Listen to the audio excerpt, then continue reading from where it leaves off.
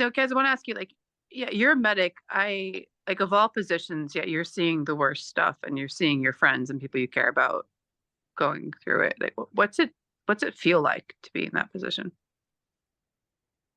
Um, it depends. For the most part, I feel good about it because I know that I can put in the most effort and I know that they get the best care, Hmm. obviously.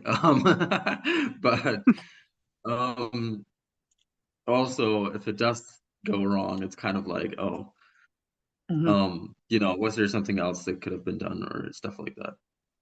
But I do love that job. Yeah, I wouldn't trade it for anything. It's the best job ever. What's the And best part of it? to Fingering end it, dirty pee. When you rescue Dirty P? I was not nearly as amused about that as Kaz was. Did I'm pretty did sure you see that Yuki behind you? He came in like first, and then I think. Wait, did you come in? You I came was in the last second, one. right? I was the Oh last yeah, one. you're right. You were the last one. The first two they went straight out. Then the Yuki came in, and then it was four people, right? And then you came in, I think.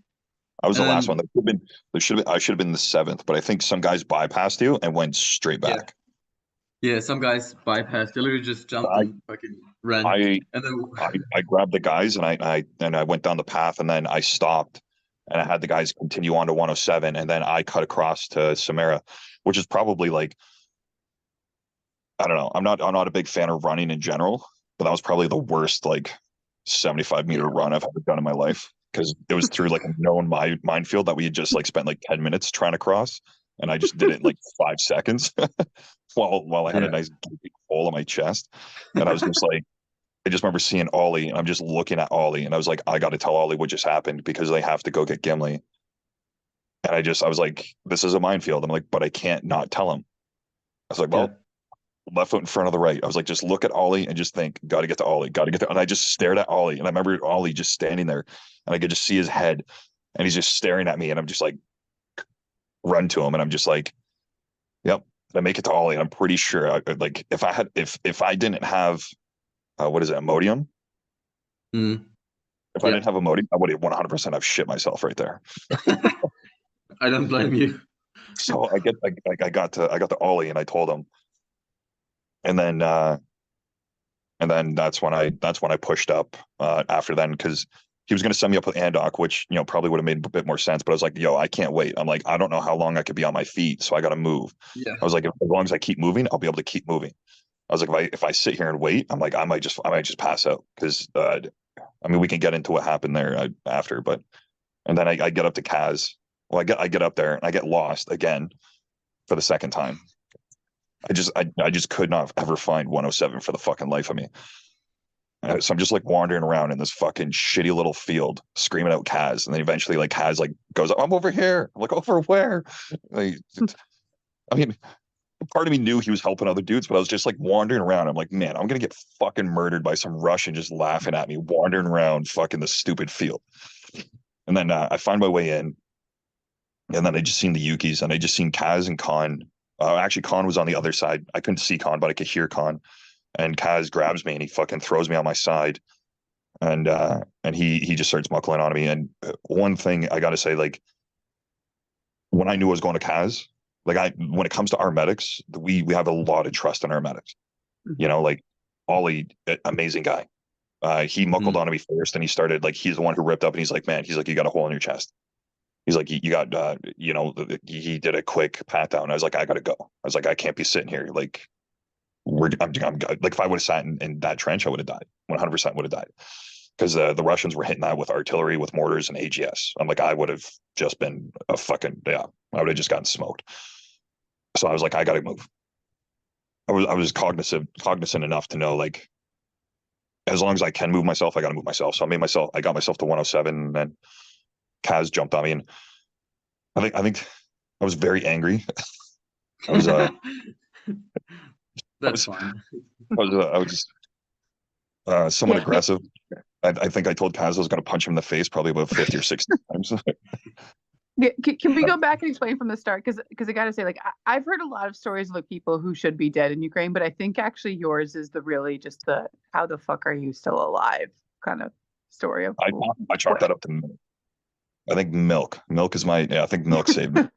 I used to drink, yeah, I used to drink 3 liters of milk a day. Like now, like even now, I drink 3 liters of milk a day. So I'm pretty sure it's because I have like really dense bones that, yeah, not a bone broken, nothing. Like, I mean, for a dude that had a grenade go off right beside his fucking chest, I want the Russians have it dead to rights.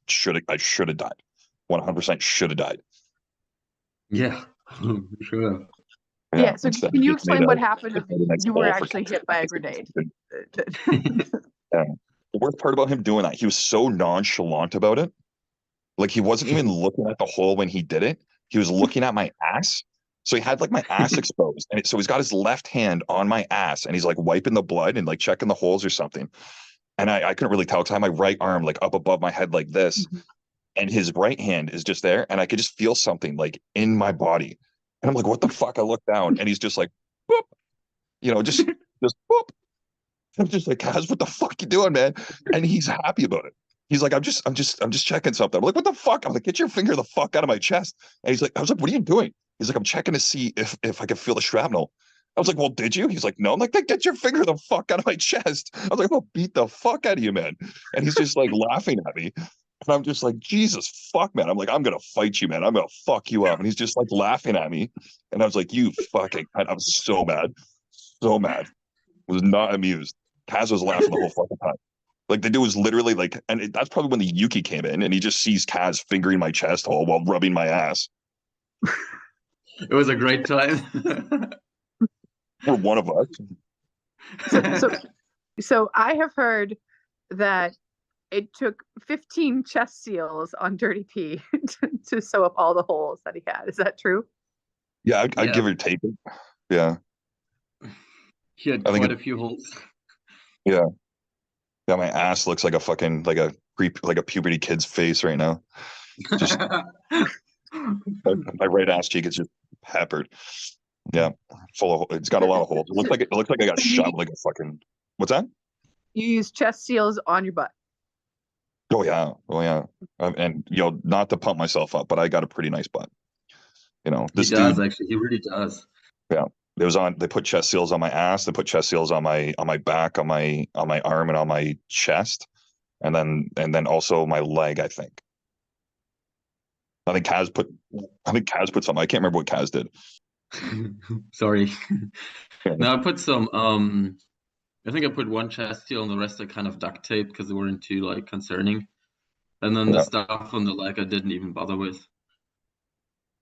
Yeah, I mean, there's a lot more guys. I remember when Kaz was working on me, I could hear Khan, who was like just towards my head. I don't know if he was just right over there, but I couldn't. I never actually got to see him, but I could hear him, and he was calling for Kaz for help, and Kaz was working on me, and Khan was just like, there's a lot of blood. This guy's got arterial bleed. There's a lot of blood, and Kaz is like, I'm working on 30p, and Khan, I don't even think Khan realized I was in there.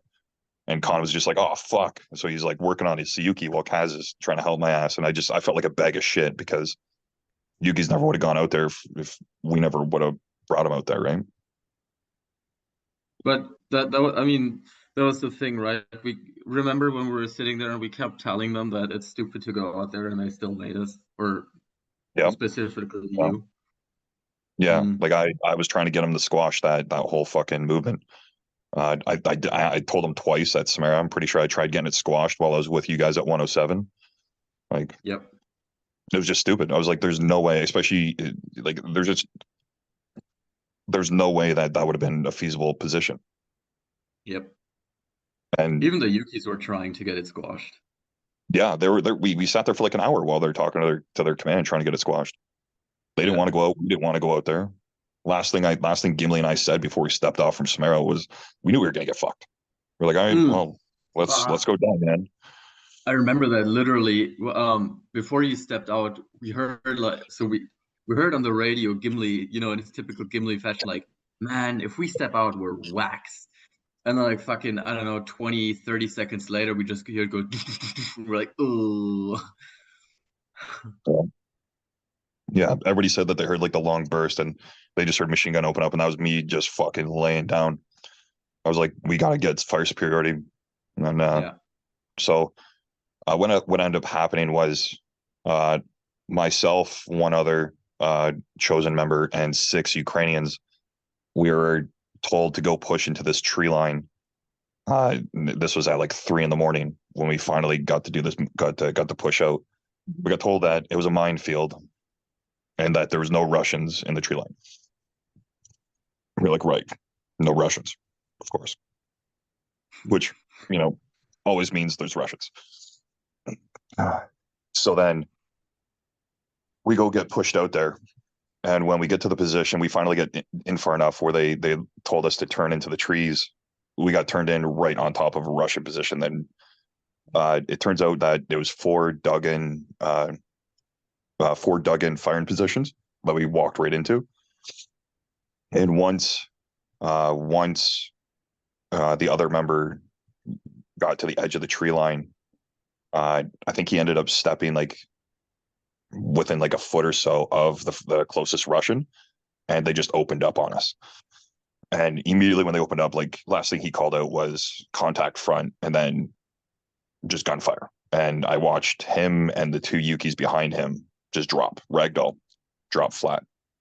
And then I dropped down on my PKM and just started laying down hate, everything that was to like the left of him and the other guys. While the Yukis behind me, there's another 4 Yukis behind me while they just opened up into the tree line. This exchange went on for maybe 20 seconds, just mass fire, and then ceasefire. Tried assessing the situation, tried getting one of the Yukis to pull the wounded Yuki, the closest wounded Yuki back, so we could, at least have him on our line so we can pull him out if need be. Russians open up, we open up. It goes quiet again. Calling out for the other member, and the whole time, like I'm just shouting everything because I didn't have a radio. And I was like, well, people need to know what's going on, other than just hearing gunfire. So I was shouting everything we were doing. So that way the guys in the next closest trench, which were other members of Chosen, they had situational awareness as to what was happening to us.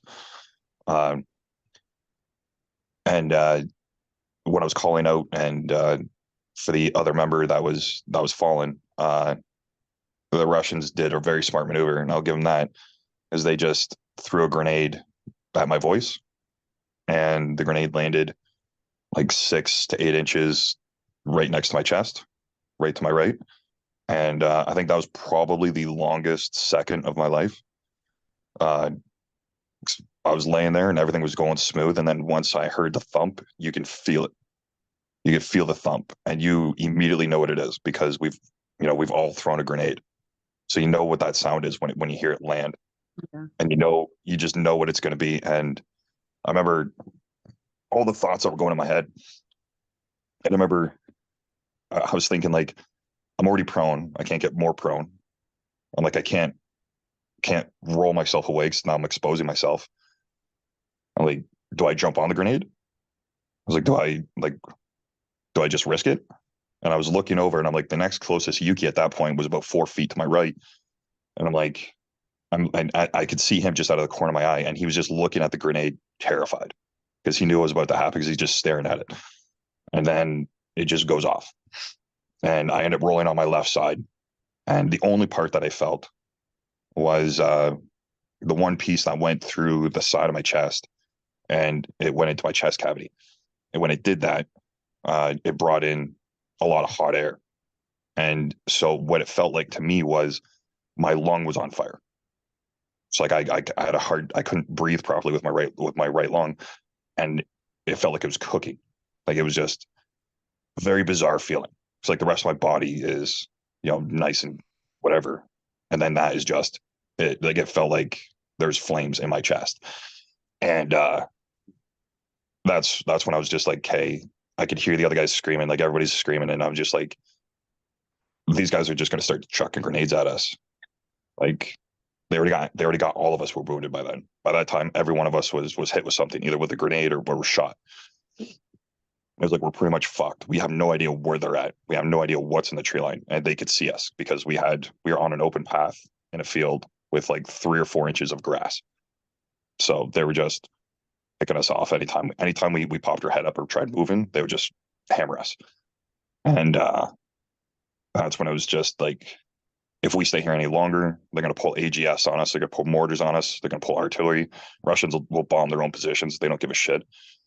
Uh, and I was like, it's only a matter of time before something happens. I mean, shit, they could even send out a drone and just fucking, there's enough light out there where they could just hammer us with it. You know, I was like, the longer we stay here, the worse it's going to be for us. So that's when I made the snap where we need to get out of here.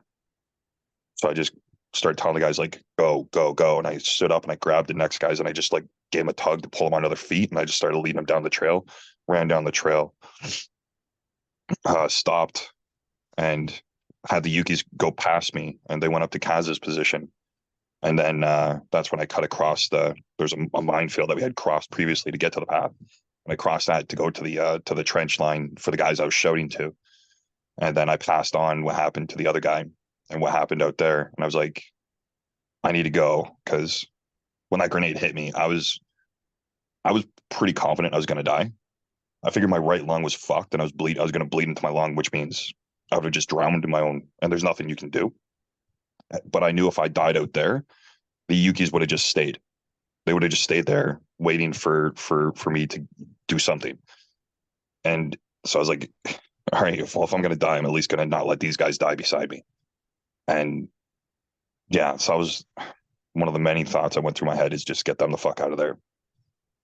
And yeah, so when I was over at the other trench, Samara, I was like, I got to keep moving. The medic that was there, he did a really quick once over on me, and he was like, we got to get you out of here.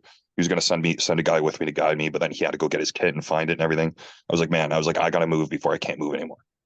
I was like, because if you guys got to try and stretcher me, I'm like, the Russians are just going to fucking smoke that. That's a nice juicy target. Like, let me move while I can move. And then that's where I made my way towards Kaz. Got lost along the way, swore a lot, shouted a lot of angry things. Eventually found Kaz, and then when I get to Kaz, that's when he did like a more thorough assessment, and that's when actually first aid treatment really started getting applied. The first guy pretty much just did the assessment. He was like, "Yeah, you're hit everywhere." He's like, "You got blood coming out of your chest. You got blood on your leg. You got blood, coming out of your fucking everything." Kaz was the first one to like actually like start removing my gear and doing like a proper assessment. And I guess I'll let Kaz talk about that. I do remember though when you came in. Yeah, I mean we already did talk about the rest, so I think that's fine. I think it was a good decision that you went out fast. That was smart. I, And th- I like, think I think if I would have waited longer, I think it would have come down to just luck if any of us would have survived. Because if they would have just started chucking grenades, yeah, I mean, who knows how many I could have taken? Like I'm a big dude, but like, you can only take so many holes to the chest before you're just a fucking perforated airbag, right? And not even just yeah, me, like the Yukis, like where I was, I had 4 guys in front of me that were inadvertently meat shields. And I think that was the only reason why I never got shot, is because the Russians were in front of me. Between me and the Russians was the other member plus three other Ukrainians. And anytime they tried shooting, they just shot those guys. And I mean, it's fucking terrible to say, but I think that's what saved me from getting shot, because I'm pretty sure everybody else out there got shot. yeah. I know you had 7 injured on that op, or almost everybody injured, right? No, we had a lot more. We had 1, 2, 3, 4, 5, 6, 7. Actually, yeah, like 7. I'd say, We had few amputations. yeah, yeah, yeah. Some guys came out lighter than they went in. Oh. Yeah, Actually, no, there was more than 7, because there was about 9. yeah. 9. Because I remember the other team that got pushed out for some fucked up reason to go take another fucking trench. They should have come out to get Yeah, yeah, yeah. I was yeah, just thinking that's about that. dumb. Yeah, that was stupid. Those Not rules gonna are everything be- we're dumb. told. Not everything we're told to do. We agree with. Like, Yeah. unfortunately, because we have that aggressive reputation where we will take things that nobody else has the balls to. Like, we will go do things that are seemingly like you're pretty much going to die. Like, we like, I mean, that makes us like true 50-50 because we do things that are just fucked, but we do it, you know? But then, so it's like, if we're saying, no, this is a bad idea, it is probably an absolutely fucking stupid ass idea. But then they'll be like, go do it. You have to do it. Go do it. Go do it. You know, like even going out to this tree line, like I tried multiple times over the radio, openly over the radio to be like, this is a terrible idea. And they're like, you will go do it. And I think that they're getting to the point where they're just like, I don't know. It felt like they're trying to like say like I was a pussy or like I was a coward or insubordinate or something. And then eventually me and the other me and the other member from Chosen, like the last thing we said before he stepped off, because we knew we were gonna get fucked up, was, all right, man, well, let's go die. And then we stepped off into the minefield and pushed up the line. And then, well, what happened. I mean, him and I talked a bit during while we were walking up, trying to figure out where would be like where would be the easiest spot for these guys to push in where they can actually survive if they had to be in there. But we kept getting told to go further and further. So that was just a very stupid fucking objective that ended up causing unnecessary casualties.